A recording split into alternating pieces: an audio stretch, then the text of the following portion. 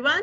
I'm Ritu Gupta, founding CEO of Cirkled In. This is next in our podcast series where we are talking to college admission officers all over the country to understand impact of COVID on higher education, from enrollment to student success and everything in between. And we are lucky to have really good talent that comes onto the stage and shares their insights and experiences with us. And today, I'm excited to introduce Cezar Mesquita. He is Director of Admissions at Western Washington University in our home state. He has spent 20 years in admissions, financial aid, and diversity at University of Denver. So very broad and extensive experience, and we are really excited and happy to see him on this stage and share his experiences. Welcome, Cezar. Thank you, Rita, for having me. I appreciate you having me here today. Absolutely. So let's just dive in. Yeah. There's never enough time to talk, right? Coronavirus has absolutely upended our education system. That's an understatement, probably.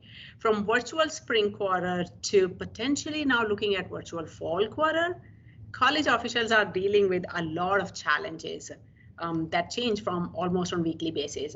Right now, focus is on fall 2020 class, including whether it will be virtual or in person, but also how students will react to this enrollment cycle. Normally, in addition to that, by now, fall 2021 enrollment start, but this is not a typical year. So we want to look forward, not just fall 2020, but beyond that, and trying to understand what and how the recruitment landscape will change for fall 2021 cycle.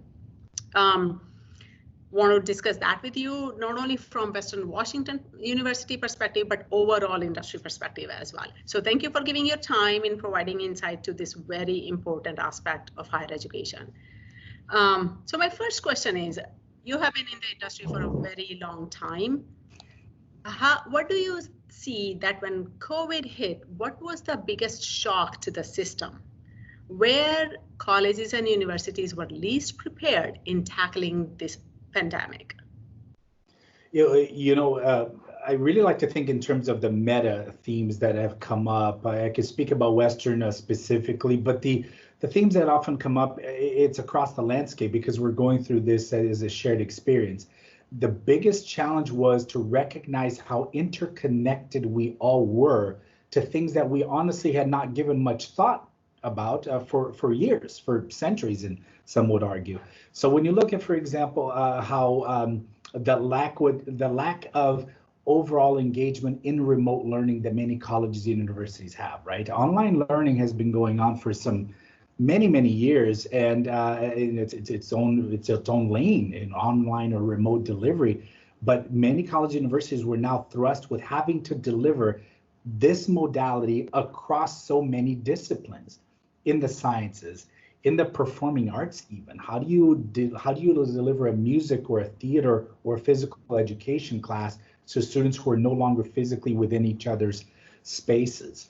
And to understand that these decisions now with regards to adopting of technology, to recognizing the need of space or distancing in many respects, to training faculty and staff, whether the faculty who's delivering the information or the staff member who needs to support the delivery of that information, the learning management system, if you will, on the back end. It really underscored how brittle institutions were in many regards to make very quick decisions that needed to really affect everybody, from the student who ultimately is looking to engage in that learning experience, to the parents who are assessing the value of that experience based on the outcomes and the engagement, to certainly the professionals who are in the back end trying to figure out how is this really landing at the student learning outcomes that I hope to ultimately engage in. And at some point, it does have an impact on the revenue side of things. If families and students did not see that experience as being of value, if the student is struggling with that experience, or they just do not see the value evident in what they're getting, there is a risk that institutions were going to suffer it from a financial perspective, as students would make choices to enroll elsewhere or just stop out completely. Yeah, definitely. The impact is all over every single component of higher education, from enrollment to engagement to delivering classes. And yes, technology definitely played a huge role when it comes to tackling this pandemic. So if you look at most colleges had to switch to virtual classes during spring. And now fall is also under question. In fact, many colleges have already announced that it will be all virtual. When you look at the world pre-COVID and post-COVID, how do you see this technology adoption and its stickiness? Is it permanent? Is it temporary? And also, did you expect higher ed industry adopting technology this quickly and this fast? Yes, only because I try to process it from a human need to respond to a threat, right? When we were responding to a threat, and this was what it was, right? We were basically sent home in March, and the students were still there going, okay, what do I do now? And colleges need to be the one to deliver something that they can engage with, as imperfect as it was. And there was that financial threat there, right? If we didn't do something, the students were going to stop out completely. So there was a bit of an existential threat there. The faculty, by and large, though, they wanted, I think that what I saw, which was to get to your question of the stickiness of it, I think that many components of the digital experience will stick because it allows for flexibility to deliver information at a time when the students feel like they can engage with it. What I mean by that is that students sometimes, the expansion of the calendar day or the calendar year and the time of day that will welcome students and faculty to interact with the information in a way that perhaps was not there present before. So to deliver information in bits and chunks, where if a student is more alert at 11 o'clock at night as opposed to the standard 9 to 9:50 class time, there's now an incredible amount of opportunity to reinforce the information that's being delivered. Now, there are some students absolutely still yearn for the physical component of it, to being in the classroom, to be engaging in the discussion and the back and forth between the faculty members and their peers. But I do suspect that many components of that remote or the online delivery component will be here to stay, whether it is through the engagement with different resources such as YouTube lectures or other content area experts in those areas, or just the engagement of different kinds of quizzes where team members can be able to quiz each other in a different environment after hours or even before a class lecture starts. There's been a significant amount of investment in college universities in order to augment the traditional experience instead of just the oldie moldy PowerPoint, read this, check in with me later during the class time. So I think many of those things are going to stick around. I think you bring up a really good point related to giving students the flexibility to see a lecture either at 11 p.m. or 9 a.m., depending on when you believe you have the maximum attention and you'll retain the most information after that. So that definitely is a big plus that came out of it, I think. Now, you have spent 20 years in admissions and recruitment. So that is the area I want to get to. Technology insertion in recruitment and admissions. Yeah. How do you think it will change, help, or hinder your world, your universe of recruitment and admissions? Yeah, we were struggling with that a lot because in many ways, and you've probably heard this kind of narrative come up with other colleagues where there are a lot of changes that have been happening before where COVID and this, stoppage and adoption of new technology accelerated a lot of the change that was happening before. One of the ways that we were struggling with, I think higher ed in general, from the recruitment side, was how do we reach students that don't traditionally have the resources to get that information to them? So oftentimes we think of students in rural areas where colleges, universities don't generally travel to. We think about students from underserved backgrounds where their attention in their home space is more having to do with subsistence needs, and they sometimes don't have the access to visit with a college counselor or with their school guidance office to know when is Western visiting their school, for example. There are all sorts of different barriers to access. So in many respects, I think that this digital evolution is going to help us get the information from an access standpoint in ways that we were never able to do before. So we're able to team up with community-based organizations, for example, to deliver classroom environment presentations for students in, say, an Upward Bound program in rural Washington, for example. We would have never had the kinds of resources to do that before, and now we can coordinate with that high school representative to do something to 30 or 50 students without having that additional cost to make a trip out there to the, say, the southeast corners of the state. So we can do that. Our ability to deploy those kinds of things are the ones that I'm really, really excited about, even though we generally want students to be making that, we want to get to a place where normalcy will be restored, where further down in the enrollment process, say at the point of application or admission, or just prior to confirmation, students could be coming to campus to enjoy a more traditional visit experience where they can see themselves in our settings, in our background.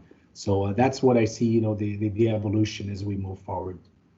Yeah, and it's really good to hear what you are saying in terms of access, because I think that is one of the pluses of this whole pandemic, that it has made information, at least, about college and higher education available to every student, no matter where you are, no matter, as long as you have access to internet. Of course, that's a whole another discussion.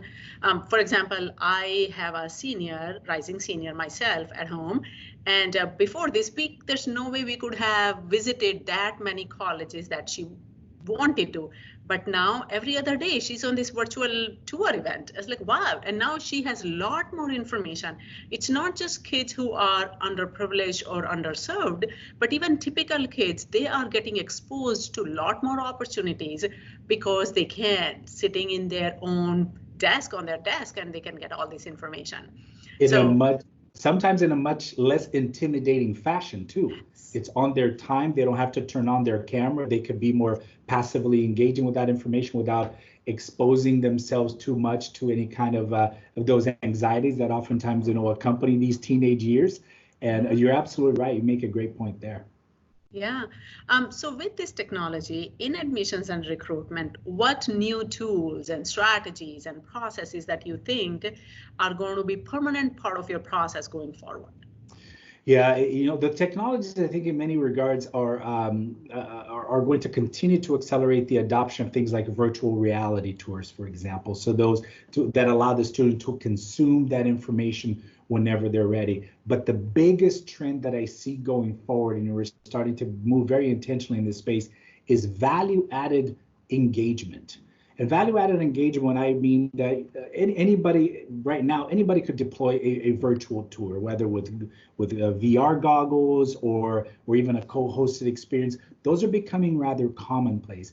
Where I see the move now is to go into the direction where we're going to be able to, because the access to technology and the timing, the elasticity of the time will be more prevalent, we're going to see instances where we will actually have a dean of the College of Engineering or a professor in a performing arts area provide recorded information with some Q&A, some questions and answer sessions with them, that they'll be able to speak specifically to what the student experience looks like, say, in the College of Engineering, or what does the alumni placement look, what does the graduate placement look like for a student graduating in a music education major?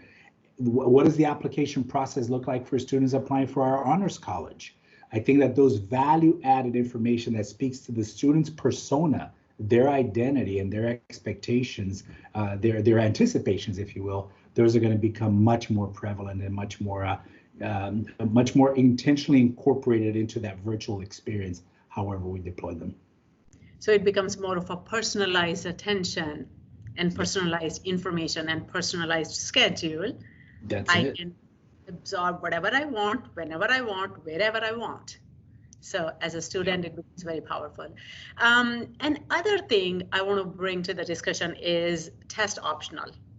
There was a movement before that, even pre-COVID, and then last year, admission scandal happened. That accelerated that process a little bit. And we believe that COVID has acted as a final nail in the coffin of standardized testing. What is your thinking on that? And where do you see in 5 years from now, do you think SAT, ACT will come back, or is it a point of no return?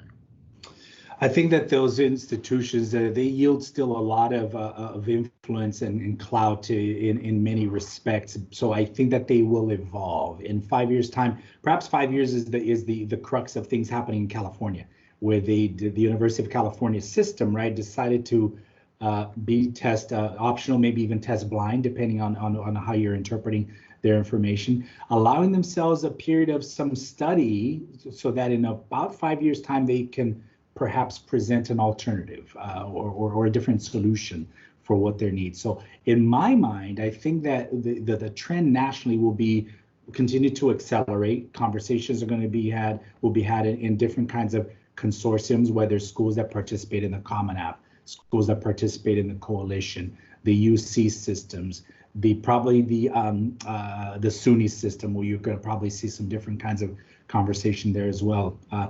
What I suspect will happen is that there's going to probably be a divergence in a couple of different ways. One, I think there's even going to be a fragmentation that are going to be system specific.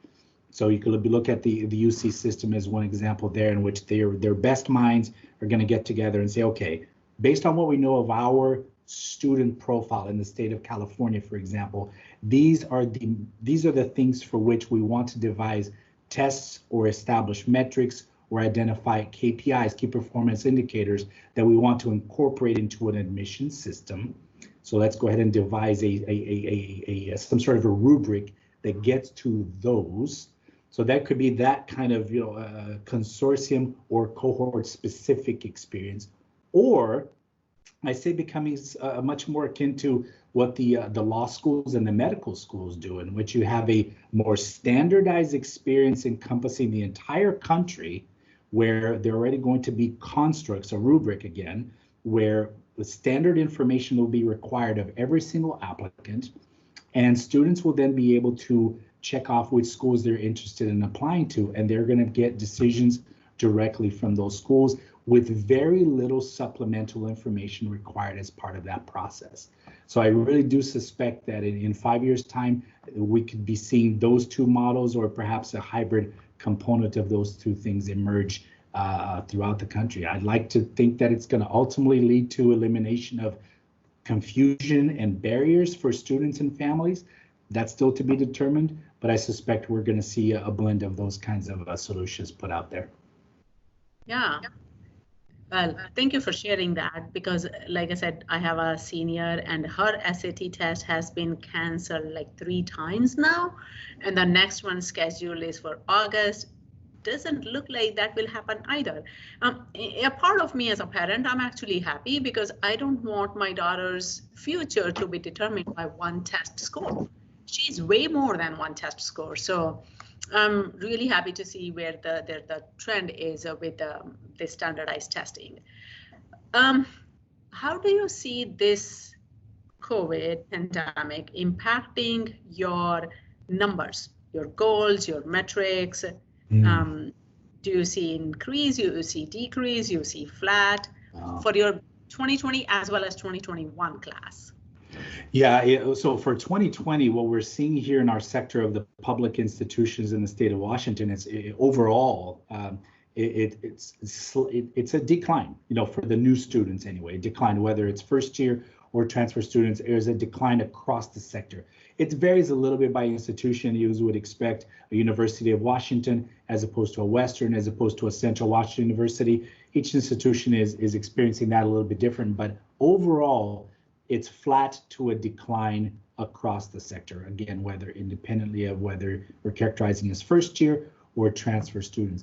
Now, it's worth remembering for a lot of folks who don't live in these numbers quite day to day like we do, there was already a slight decline as we were looking at the latter part of this next decade in what the industry would call the birth dearth, of a decline in overall students in the entire country. And this decline in the high school graduate population, by and large, this was brought by fewer babies born after the 2008-2009 financial recession. So we already is experiencing just a slight little bump here into the 2022, 23, 24, but then the decline was going to be quite significant in the number of high school graduates across the country. So COVID in many ways has thrown all of that into a turbocharged environment where we are having to make different kinds of projections to what our enrollments are going to look like.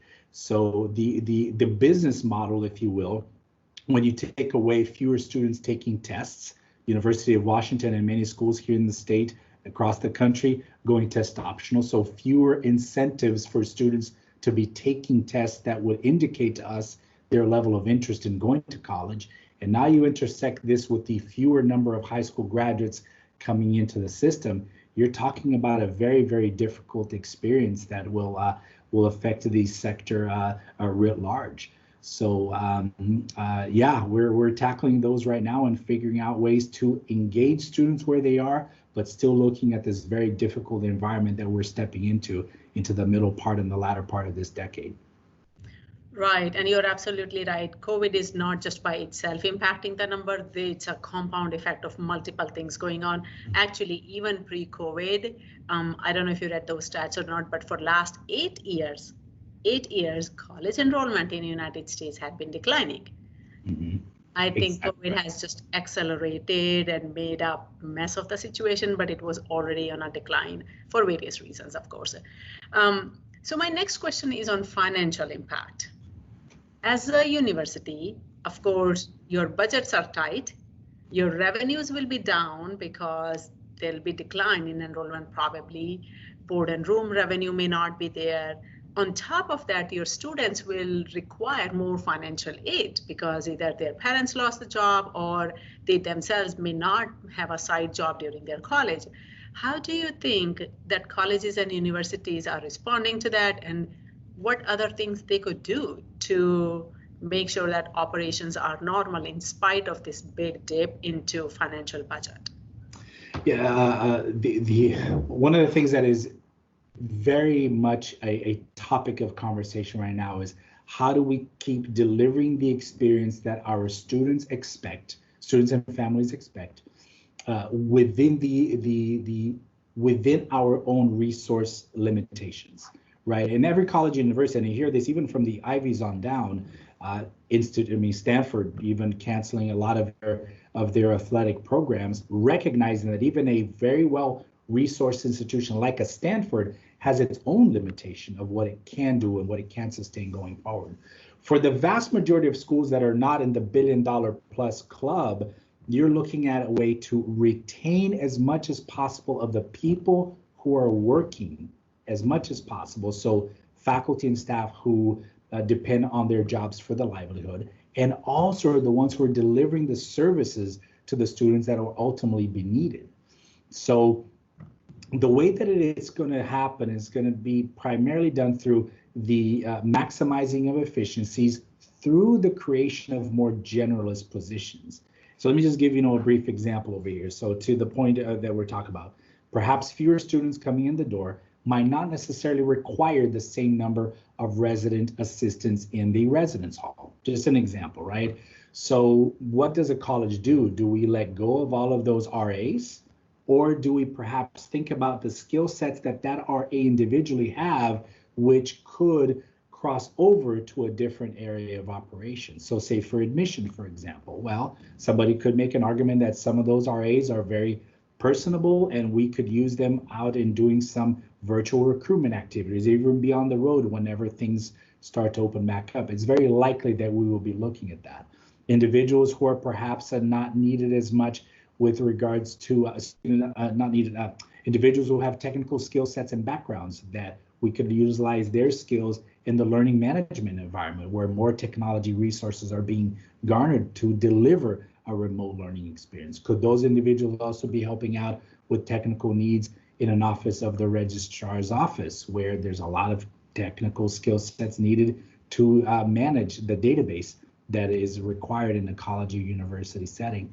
I think that the technology piece is worth teasing out as I bring up these examples, because there will be also efficiencies that should, in theory, bring down the cost on some way, shape, or form, or at the very least allow people to manage time better. Telehealth or telecounseling appointments, or even an academic advisor to be able to maximize time face-to-face, even if virtually, where students could get that kind of care and counsel whether to register for a class or to seek mental health services or to seek physical health services.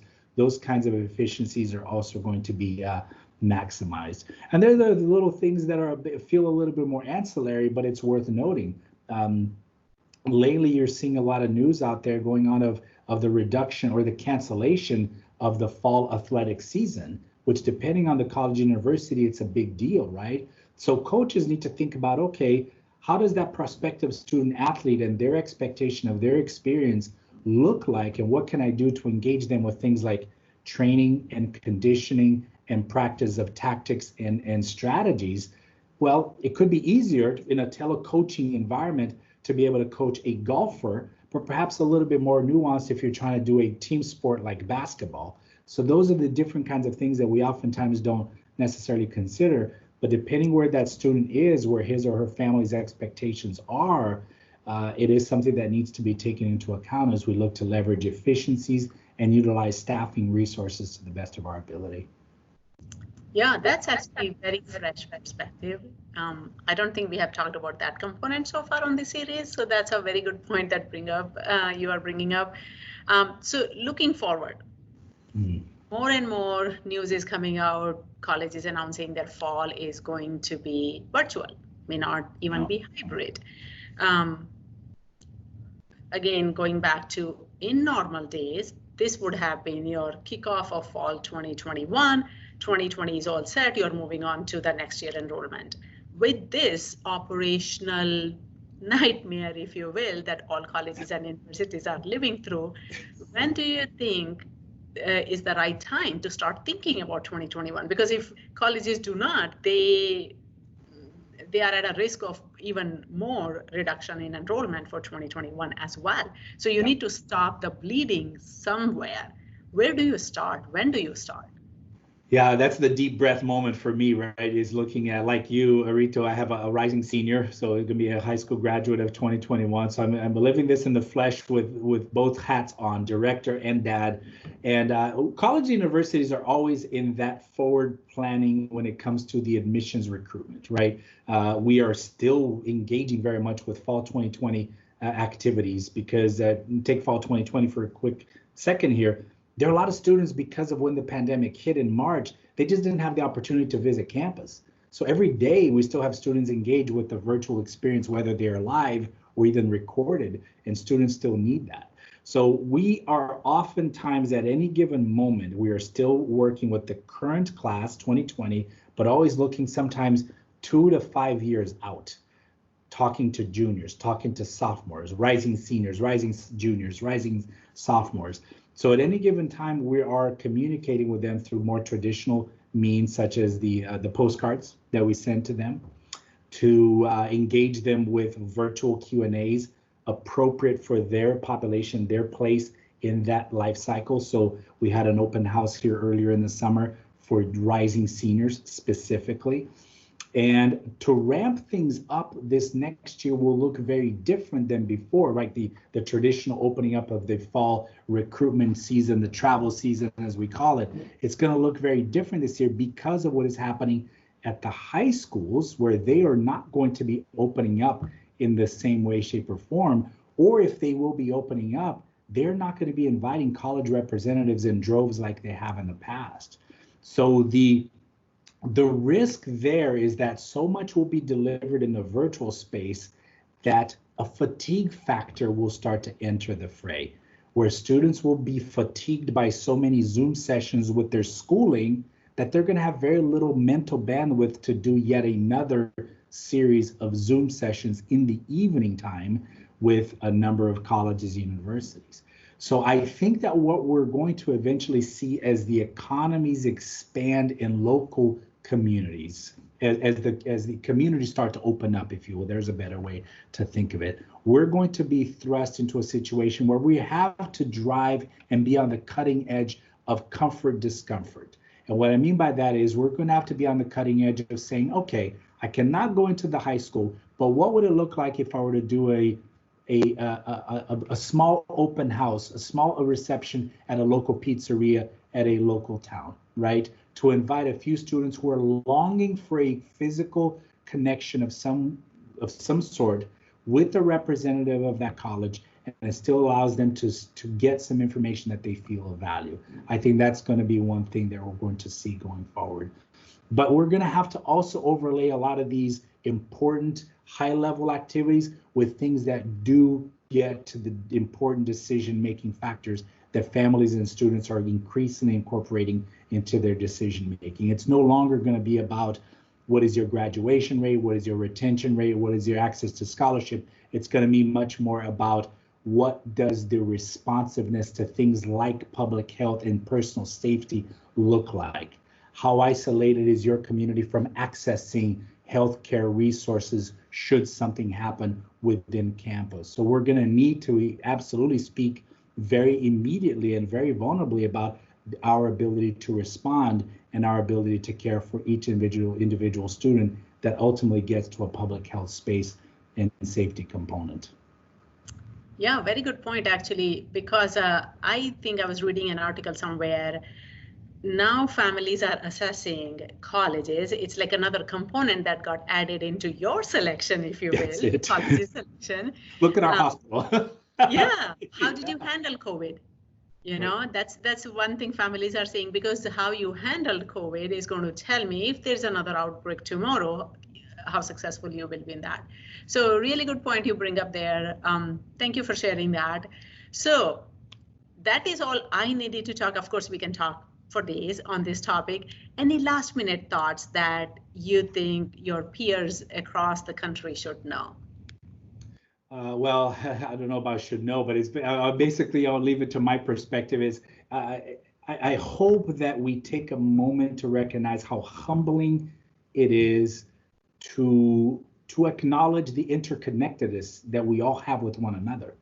Somebody's choice to not wash their hands, not keep their distance, not wear a mask, how it could have a profound effect on my 77-year-old dad who I may be visiting at their home in Texas later this month. So there's that piece on the humanistic level. As it speaks to our organizations, our institutions that we represent, whether we're working with students who are coming from well-resourced backgrounds or underserved populations, I hope that we take moments and take stock in listening to our experiences, individual experiences that ultimately add to the whole, where we can listen intentionally, we can share vulnerably, and we can plan and act with compassion, because I know that we're all truly trying to do the best we can at any given moment, sometimes with inexistent or just incomplete information. But I hope that we're able to, at the very least, acknowledge the interconnectedness that we all have with one another, as well as our environment. That's my hope going forward. Beautifully said, Cesar. Yes. So compassion is the message. And one thing I say, it's not only compassion for others, but forgiving yourself and having compassion for yourself. That's equally important. These are hard times for everyone, no matter who you are. Nobody can escape from this. So everyone is trying to do their best. It's very important to be patient and compassionate and empathetic with your surroundings and yourself. So, well, Cesar, thank you. It was a pleasure talking to you. Really unique perspectives you brought to the table. And I'm pretty sure your peers across the country are going to enjoy this conversation. Thank you for coming on, giving your time and sharing your insights and experiences. Thank you for having me again. Please take care. Thank you. Absolutely. You too.